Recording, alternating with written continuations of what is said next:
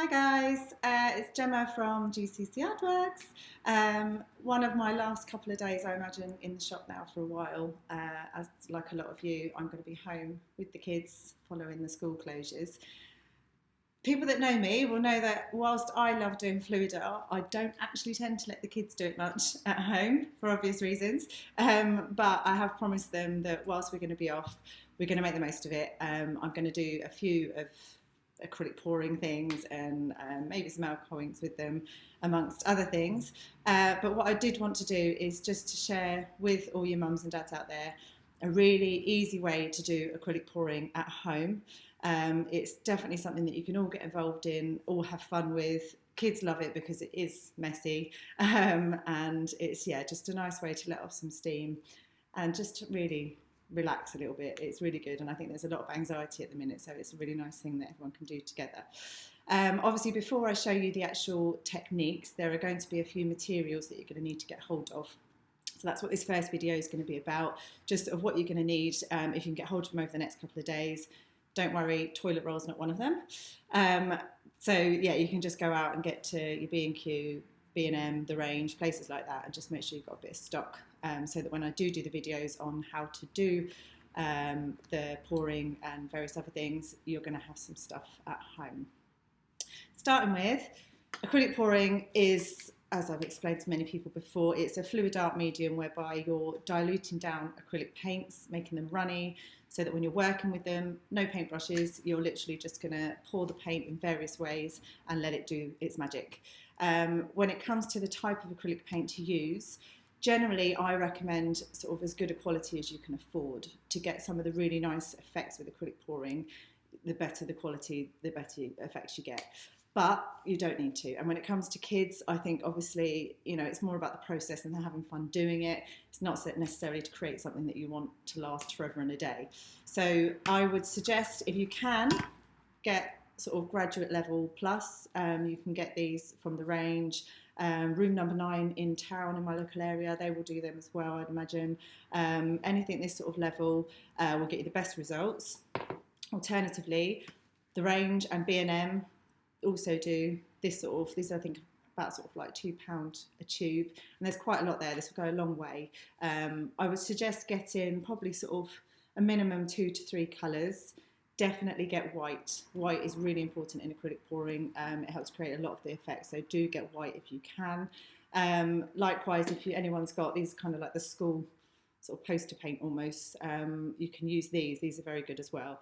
Anything less than that, any sort of cheaper craft paints that are naturally quite liquid anyways, you can use those. I will just say that you'll struggle to sort of dilute them down further without the colours going, and you can sometimes end up with a bit of a brown mess. But again, the kids won't care, they'll still love that. So do just try and get hold of, any sort of paints you can get really. Any acrylic paints would be, can be used in this.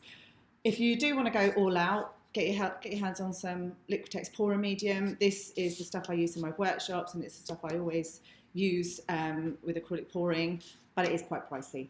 So you don't need it, but if you want to and you can, Hobbycraft do Liquitex. Amazon, you might be able to get it if you can get the deliveries at the minute. But more importantly, what you will need, PVA glue. You don't need this much, but you can obviously get this at all those places I've mentioned as well. You might have a stash at home. The kids often have it in craft kits and things. This is what you're going to use to help dilute down the paints, make them runny, but keep the colours nice and distinct still. So get your hands on some of that.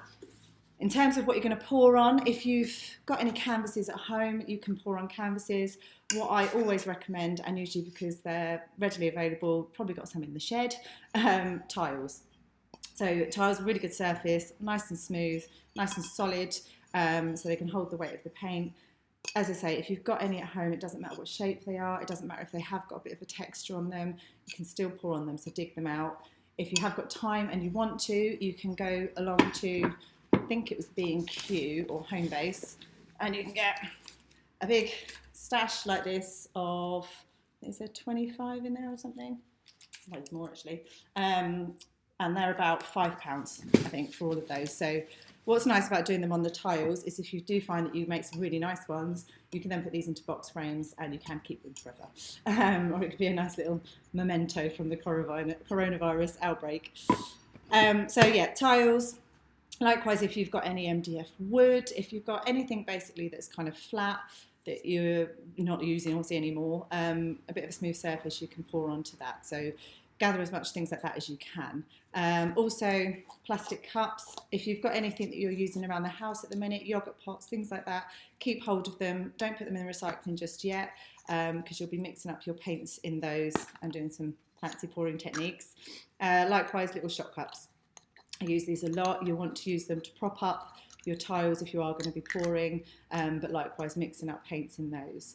One thing I haven't actually got out, but is very useful as well, is like a wire rack. So you can get them from IKEA. They're about £3, just the sort of thing you'd put on the kitchen side that you can then put your hot pans on. I welcome those because they're very good, because the paint can just pour over the edges and yeah, you're fine. Also, bin bag, some sort of plastic sheeting to put down.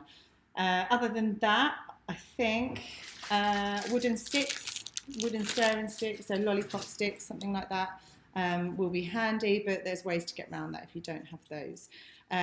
Those are the basic stuff for acrylic pouring. There will be one other thing that I'm hoping to do with the girls that I haven't done since I was in A-level art, but it involves tissue paper. Not tissue roll, tissue paper. We may get to desperate measures where we'll be using that otherwise, but you can actually get hold of it still at the moment in B&M. Again, the range, probably Poundland. Get your hand on some different coloured tissue paper, and with the PVA glue, I'm going to show you how to make sort of like a plastic with it, basically, like a pretty decorative plastic. I'm going to have a go at making kites with the kids, so we'll see how that goes. But likewise, you can make sort of bunting and things as well. So that will be, again, another workshop or online workshop that I'm hoping to do. So if you do want to get some tissue paper in stock, you can join in with that. If there is anything else that I can think of that I'm going to do, I will post it all up. I'll also put everything I've just said in a list in the notes. If you've got any questions at this point, obviously let me know. We're all in it together, and I for one am trying to see this as a really nice opportunity to spend some time with the kids, do the stuff with them that I don't normally let them do, and yeah, just really try and make the most of it and make it a bit memorable for them in a good way. So stay tuned.